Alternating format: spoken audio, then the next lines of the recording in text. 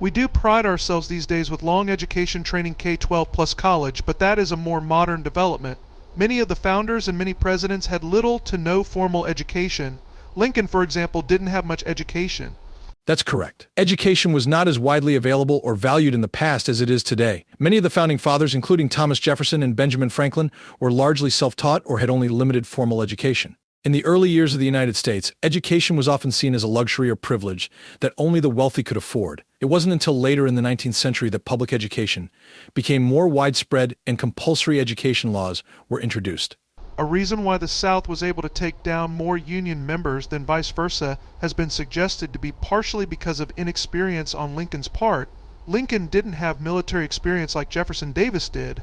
While it's true that Lincoln did not have extensive military experience prior to becoming president, he did have a deep interest in military strategy and was a quick learner.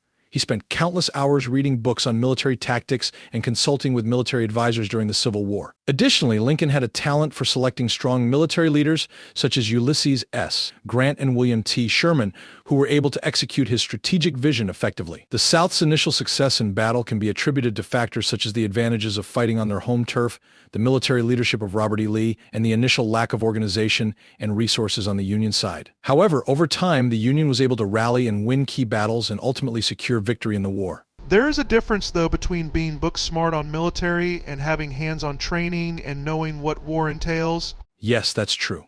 While book knowledge can be helpful in military strategy, actual hands-on training and experience can make a significant difference in understanding the realities of war and making critical decisions in the heat of battle. Inexperienced leaders can also underestimate the complexity and difficulties of military operations, which can lead to mistakes and costly losses. Lincoln basically had to study for hours things that Jefferson Davis knew from lived experience. Yes, that's a good point.